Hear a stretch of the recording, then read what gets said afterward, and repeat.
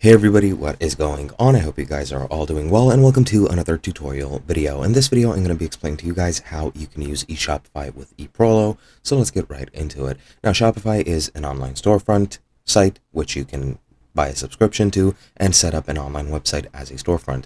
Other than that, Eprolo is a online dropshipping site which makes dropshipping a lot easier. Now, what you're going to want to do to integrate these two together is go into apps and search for the Eprolo app.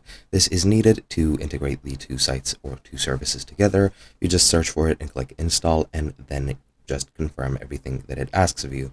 This will take me over back to the dashboard, as you can see in about a second, and it's going to ask me to install this app, and I will install it just like so.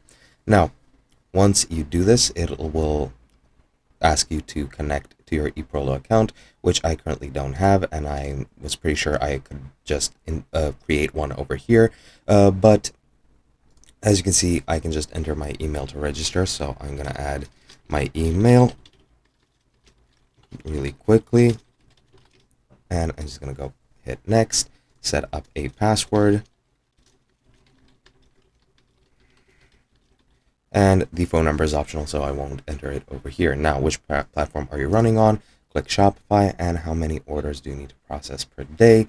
I'll just set 0 since I don't have a working store. Submit now, click next, and click to close it, and then it should connect to your Shopify account. Now, Eprolo does need storefronts. As you've seen, there is a menu which required you to select which store you're using, and now you have your dashboard right over here. Now you can add products, go into products and import an alley product, add an import list, or go to my products, and you can pretty much just use it to connect Eprolo to Shopify, and all your products from Eprolo will appear on Shopify, and that is pretty much all you need to do.